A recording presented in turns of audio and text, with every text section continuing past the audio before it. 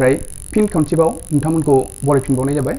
जों दिनै सावरायनो लागोन जोंनि आसाम टेट 2021 मायथाइयाव खुंजानो नागिरनाय एलपि लेभेलनि सानखान्थि आयदानि सोमोन्दै जों सावरायगोन आरो बेयाव जोङो सिलेबासाव थानाय बायदि नाम्बार्स अनजिमाफोरनि सोमोन्दै जोङो सावरायगोन। दा नोंथांमोना नायलांबाय थादो, जोङो सावरायनायखौ जागायलांदिनि। अनजिमा होनना बुंबा नोंथांमोना गोबां अनजिमाफोरखौ मिथिखायो।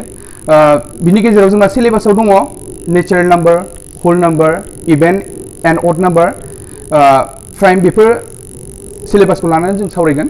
दा जोङो सावरायनायखौ जोङो आवगायलांदिनि। दा गिबियावनो जोङो मिथिंगा अनजिमाखौ लानानै सावरायनि।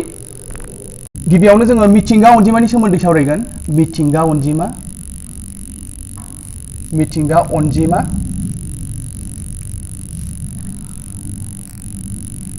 नेचारेल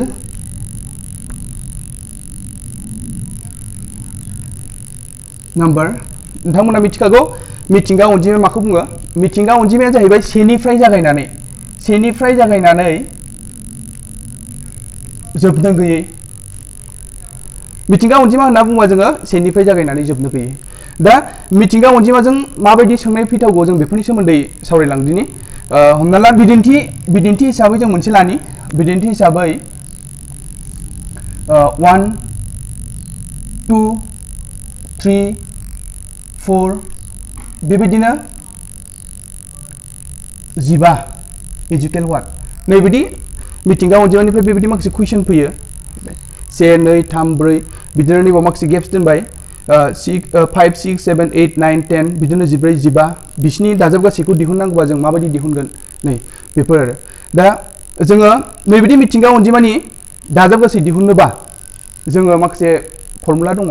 फर्मुलाखौ बाहायनानै जोङो गोरलैयैनो जोङो मिथिंगा अनजिमाखौ माबायदि दाजाबनाय जायो जों बेखौ दिहुननो हानाय जायो। फर्मुलाया जाहैबाय, मिथिंगा अनजिमाखौ दाजाबनायनि फर्मुलाया नैबे n + 1/2। नैबे आदबजों जोङो बै मिथिंगा अनजिमाखौ 15 सिमानो जा, 20 सिमानो जा, 100 सिमानो जा, जायखिजाया अनजिमाखौ जोङो नैबे मावसुलु बे फर्मुलानि हेफाजाबजों जोङो दाजाब गासैखौ दिहुननो हानाय जायो। nआ जाहैबाय नायबिजिरनायनि अनजिमा। नैबे अनजिमाफोर, बे अनजिमाफोरा मोनबेसे लाजादों बेखौ जोङो n नि मान लागोन। दा बेयाव 1 निफ्राय 15 सिमाव n नि माना 15 जागोन। होमबा नैबे अनजिमाफोरनि दाजाब गासैया 15, n नि माना 15 जागोन। बेयाव गासै 15 था अनजिमा लादों जोङो। 15 + 1 15 × बेखौ दाजाबा 16 जागोन। होमबा 2। होमबा जोङो नैबेजों बेखौ दानहरनो हागोन 8। होमबा 8 जों 15 जेब्ला सानजाबो अब्ला 120 जागोन। होमबा नैबे 1 निफ्राय 15 सिम बै मिथिंगा अनजिमाफोरनि दाजाब गासैया जोंना 120 जागोन। दा आबुं अनजिमा, बेखौ बुङो होल नाम्बार।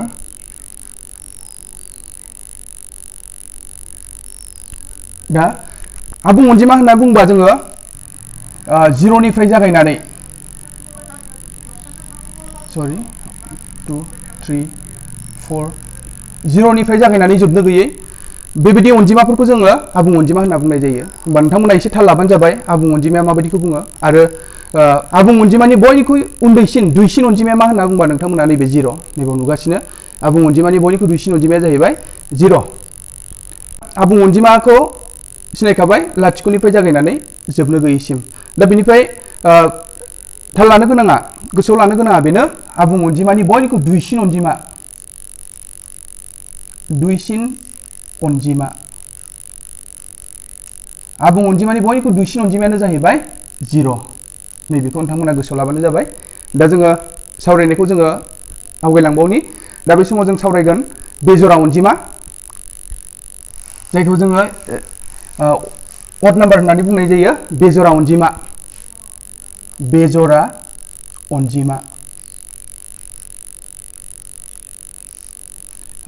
अड नाम्बार, बेजरा अनजिमा। दा जोङो बेजरा अनजिमाया माबायदिखौ बुङो नोंथांमोना फ्राय मिथिखागौ।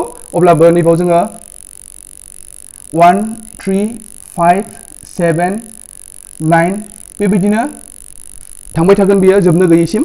दा जोङो नोंथांमोना नुगासिनो दं नै 1 3 5 7 9 नै बेफोरबायदि अनजिमाखौ जोङो बेजोरा अनजिमा होनना बुंनाय जायो दा बै बेजोरा अनजिमाफोरनि जोंना फ्राय एग्जामफोराव जोङो नुबाय थायो बेजोरा अनजिमाफोरनि दाजाबगासै दिहुननाय फैयो बेजोरा अनजिमाफोरनि दाजाबगासैखौ दिहुननायखौ जोङो नायनो थाखाय मोनसे एग्जामपोल लादिनि एग्जामपोलाव जोङो नैबायदि लानोसै 1 3 5 7 9 11 इजिकेल व्हाट नै नोंथांमोना बेयाव नुदों बे गासिबो अनजिमाफोरा बेजोरा अनजिमा दा बै बेजोरा अनजिमाफोरनि दाजाबगासैया बेसेबां जागोन जों बेखौ जुदि फारि फारि दाजाबोब्ला 1 3 4 4 जों 5 जों 9 9 जों 16 बेबायदि दाजाबलाङोबा जोंहा गोबाव सम लायो बेनिखायनो जोंहा मोनसे गोरलै आदब दङ बेनो बेजोरा अनजिमाफोरखौ बेजोरा अनजिमाफोरनि दाजाबगासै दिहुननो थाखाय जों नैबे n स्क्वायर नैबे आदबजों जोङो गोरलैयैनो बेजोरा अनजिमानि दाजाबगासैखौ दिहुननो हानाय जायो n माने नैबे अनजिमाफोरखौ मोनफ्रोमखौ मोनफा n लानाय जायो होमबा बेयाव n नि अनजिमा मोनबेसे जागोन 1 2 3 4 5 6 होमबा n इजिकेल 6 जाबाय बिदिब्ला जोङो नैबे फर्मुलायाव जुदि बाहायोब्ला n स्क्वायर माने 6 स्क्वायर अब्ला 6 स्क्वायर माने 10 सानजाब 6 36 10 सानजाब 6 36 अब्ला नैबे अनजिमाफोर बेजोरा अनजिमाफोर 1 3 5 7 9 11 नैबे अनजिमाफोरनि दाजाबगासैया 36 जागोन जोङो बेजोरा अनजिमाफोरनि दाजाबगासैखौ बेबायदि नैबे n स्क्वायर फर्मुलाजों जोङो दिहुननो हायो दा होमबा नोंथांमोना नैबे फर्मुलाखौ गोसोआव लाबानो जाबाय नैबे अनजिमाखौ जेसेबांखि लाया मानो जोङो नैबे n स्क्वायरखौ बाहायनानै बेजोरा अनजिमाफोरनि दाजाबगासैखौ दिहुननो हायो सावरायगोन जरा अनजिमा माबायदि रोखोमनि आरो बेखौ माबायदि दाजाबगासै दिहुननाय जायो जों बेखौ सावरायनि जरा अनजिमा इभेन नाम्बार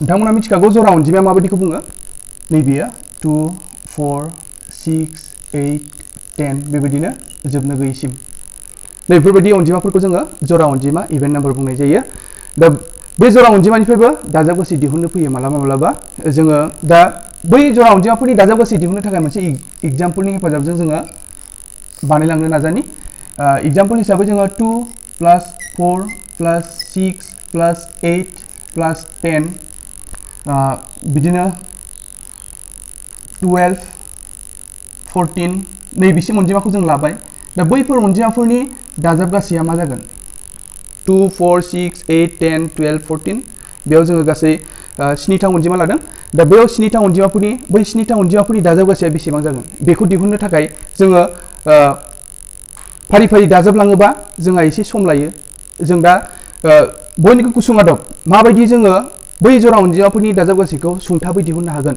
बिनि थाखाय जोंहा मोनसे फर्मुला दं बेनिबो n + 1 नैबे फर्मुलाजों जोङो जरा अनजिमाफोरनि दाजाबगासैखौ दिहुननो हायो n आ जाहैबाय नैबे अनजिमाफोरखौ मोनबेसे लानाय जादों बेनि n नि मान जागोन बेयाव दङ 7था होमबा n नि माना 7 होमबा 7 + 1 होमबा 7 नैबाव सानजाब थायो इनटु बेजों दाजाबबा 8 होमबा 7 सानजाब 8 52 जागोन 52 होमबा नैबे 52आनो जाहैबाय नैबे होनाय अनजिमाफोरनि दाजाबगासै जोङो बेबायदिनो जरा अनजिमाफोरनि दाजाबगासैखौ नैबे फर्मुलानि हेफाजाबजों जोङो सुंथाबैनो दिहुननो हानाय जायो जिहेतु जोङो नैबे फारि फारि दाजाबोब्ला जेरै 2 जों 4 जों 6 6 जों बेजों 12 12 जों बेजों 20 20 जों बेजों 30 30 जों बेजों 42 42 जों नैबेजों 56 बेबायदि दाजाबोबा जोंहा एसे सम जायो बे हिसाबै जोङो नैबे आदबखौ बाहायोब्ला गुसुङै जोङो थाबै खम समनि गेजेरावनो जोङो बेबायदि जरा अनजिमाफोरनि दाजाबगासैखौ दिहुननो हानाय जायो दा जोङो सावरायबावगोन रोदा अनजिमा बिनि उनाव जोङो सावरायगोन रोदा अनजिमा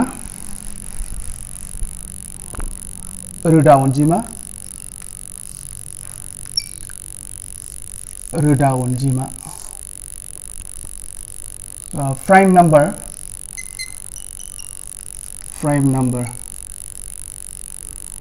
जों रोदा अनजिमाफोरखौ सावरायनि दायो रोदा अनजिमाफोरा नैबायदि 2 3 5 7 11 13 नैबे अनजिमाफोरखौ जोङो रोदा अनजिमा होननानै बुंनाय जायो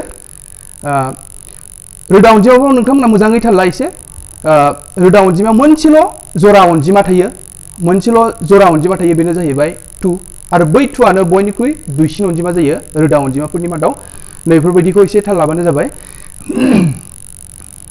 जरा रोदा अनजिमा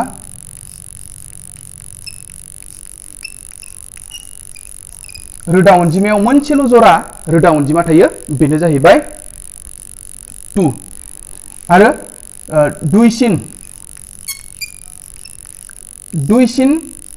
रोदा अनजिमा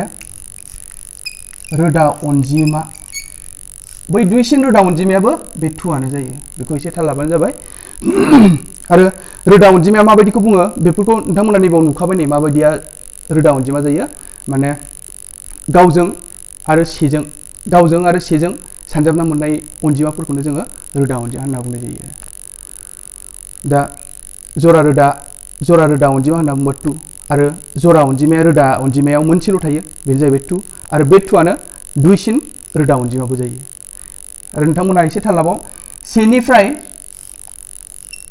जौसेनि मादाव 1 आरो जौसेनि गेजेराव मोनबेसे रोदा अनजिमा थायो होमबा नोंथांमोना 1 आरो जौसेनि गेजेराव गासै 25 था रोदा अनजिमा थायो बेखौ गोसोआव लानानै दोनदो रोदा अनजिमानि सोमोन्दै सावरायनाया बेखिनिखौ गोसोआव ला आरो बर्ग अनजिमा बर्ग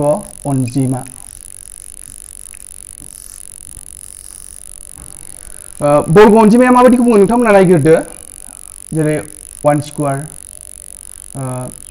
2 स्क्वायर 3 स्क्वायर 4 स्क्वायर नैफोरबायदि अनजिमा बेफोरबायदि अनजिमाफोरखौनो जों बर्ग अनजिमा होनना बुंनाय जायो दा बैबायदि बर्ग अनजिमाफोरनि दाजाबगासै जोङो मालाबा फैनाय नुयो एग्जामफोराव बे हिसाबै जोङो बर्ग अनजिमाफोरनि दाजाबगासैखौ जों माबायदि दिहुनो बेनि सोमोन्दै जों नायनि बिदिन्थि लादिनि 1 स्क्वायर 2 स्क्वायर 3 स्क्वायर 4 स्क्वायर आरो 5 स्क्वायर नैबे बर्ग अनजिमाफोरनि दाजाबगासैया मा जागोन होमबा जों बेखौ दिहुननि बिनि दाजाबगासैया बेसेबां जायो आरो बै दाजाबगासैखौ दिहुननो थाखाय जोंहा फर्मुला मोनसे दंखायो n plus 1 2n minus 1 by 6 नैबे फर्मुलाखौ बाहायनानै नोंथांमोना बर्ग अनजिमाखौ माबायदि दाजाबो बा बर्ग अनजिमानि दाजाबगासैखौ दिहुननो हागोन दा बेवहाय n नि माना बेसेबां जागोन n आ नैबे अनजिमा मोनबेसे लाजादों बेनो n नि मान जोंना मोनबा अनजिमा दङ बे हिसाबै n नि माना 5 ओमफ्राय नैबे 5 plus 1 होमबा नैबे 2 into 5 minus 1 by 6 5 नैबेयाव सानजाब दङ सानजाब 6 जागोन बियो नैबेजों 10 सानजाबबा 10 निफ्राय 1 खौ माइनास खालामबा 9 गाहायाव 6 होमबा नैबे 6 जों 2 दानबाय होमबा गोजौआव जोंना 5 जों 9 बा सानजाब 9 45 अब्ला जोङो नैबे बर्ग अनजिमा नैबे होनाय बर्ग अनजिमाफोरनि दाजाबगासैया 45 जागोन बेबायदिनो जोङो नैबे फर्मुलाखौ बाहायनानै बर्ग अनजिमाफोरनि दाजाबगासैखौ दिहुननो हानाय जायो जों बेयाव मोनबा अनजिमा लादों मोन 20 थानिखौबो जोङो नैबे आदबखौ बाहायनानै बे फर्मुलाखौ बाहायनानै जोङो दाजाबगासै दिहुननो हागोन दा सिलेबास बायदियै जोङो आवगायलांदिनि जोङो अनजिमाफोरखौ सावरायनायनि उनाव गोबां सिलेबासाव गोबां हाबसननानै दंबावो बेफोरनिनो जों मोननैसोखौ बिदिन्थि हिसाबै बिदिन्थि लानानै जों सावरायबावदिनि दा जों सावरायगोन LCM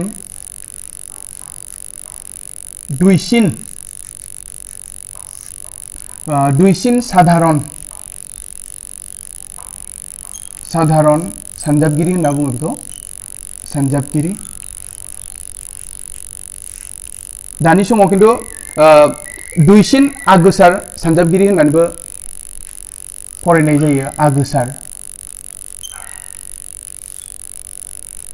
LCM लवेस्ट कमन माल्टिप्लिकेशन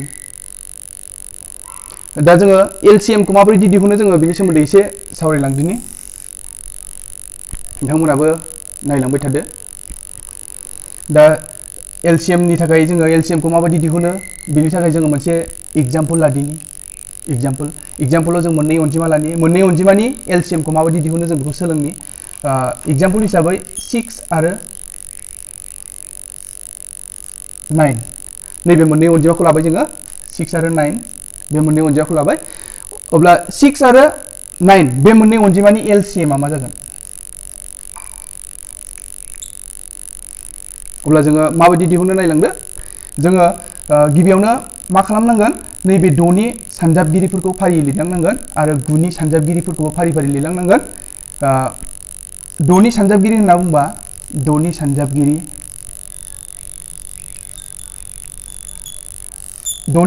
होनबा द' सानजाबसे द' सानजाब नैजिनै द' सानजाबसे द' सानजाब नैजिनै द' सानजाबथाम 8 द' सानजाब्रै 24 द' सानजाबा 30 बेबायदिनो गासिबखौ लिरलांजोबाबाबो जागोन मोनब्रै मोनबासिम लिरबानो जागोन। आरो गुनि सानजाबगिरिफोरा 9 सानजाबसे 9 सानजाब 28 9 सानजाबथाम 27 9 सानजाब्रै 36 गुनि सानजाबगिरिफ्रा बे जाबाय। दा LCM आ जाहैबाय बिसोर मोननैनिया द'नि सानजाबगिरि आरो गुनि सानजाबगिरिफोरनि गेजेराव मिलायनाया बबे मोनसेया होमबा जोङो नैबावबो नै 18 दङ आरो बेयावबो 18 दङ होमबा 6 आरो गुनि LCM आ 18 जागोन। जोङो LCM खौ बेबायदिबो दिहुननो हायो आरो जोंहा मोनसे जोङो बिजाबफ्राव सोलोंबोनो मोननाय बायदि गुबुन सोलोङोबा नै ओरै खालामनो हागोन नोंथांमोना। जोङो गिबियावनो नैबे द'नि सानजाबगिरिफोरखौ दिहुनना लाग्रोनांगोन। द'नि दिहुनगिरि होननाबो बुङो दिहुनगिरि भेक्टर्स होमबा द'नि सानजाबगिरिफोरा 2 सानजाब 3 द' रोदा सानजाबगिरिबो होनना बुङो बेखौ। द'नि सानजाबगिरिफोरा 2 सानजाब 3 द' जाबाय 2 आरो 3 ओमफ्राय गुनिया जाहैबाय 3 सानजाब 3। अब्ला दा 6 आरो गुनि LCM आ मा जागोन? नैया मोनसे दङ बेयाव नैया नैबाव दङ खिन्थु नैबाव गैया अब्लाबो जों नैखौ लानांगोन। ओमफ्राय 3 आ बेयाव मोनसे दङ बेयाव मोनसे दं बे मोननैजों जों 3 खौ मोनसे लादो आरो नैबे 3 मोनसे लाबावनांगोन। अब्ला बेखौ सानजाबजोबोब्ला बेसेबां जागोन 2 सानजाब 3 द' सानजाब 3 18। जोङो सिगाङाव सोलोंबोनो मोननाय बायदि जों नैबे आदबखौ सोलोंबोदों आरो बिनिनो गुबुन मोनसे गोरलै आदब बा नैबायदिबो बानायनानै जों LCM खौ दिहुननो हायो। दा नोंथांमोना एसेबाबो हमनो हाबाय जानांगौ माबायदि बानायो। नोंथांमोना बेजों हायोना बेखौ साबसिन मोनदोंना बेखौ साबसिन मोनदों जायखिजाया बबेबा मोनसे आदबखौ लानानै LCM खौ दिहुननो नाजादो। दा HCF हाइस्ट कमन फेक्टर बेखौ सुंथाबै लिरदिनि आङो देसा बा देआसा होनना बुङो देआसा। देरसिन साधारन सानजाबगिरि देरसिन आगोसा सानजाबगिरि। दा जोङो HCF खौ माबायदि दिहुनो मोनसे एग्जाम्पल लादिनि। एग्जाम्पलाव जोङो दहाय लाखानाय 6 आरो 9 6 आरो 9 बे मोननैखौनो लानि बेनिफ्रायनो जोङो HCF खौ दिहुननि। HCF आ मा जागोन बिसोर मोननै ना HCF। होमबा जोङो HCF दिहुननो थाखाय गिबियावनो 6 आरो 9 नि रोदा सानजाबगिरिफोरखौ दिहुनना लानांगोन। 6 आरो 9 नि रोदा सानजाबगिरिखौ दिहुननोबा जोङो सुंथाब महराव राननाय नैबेखौ बाहायनो हायो।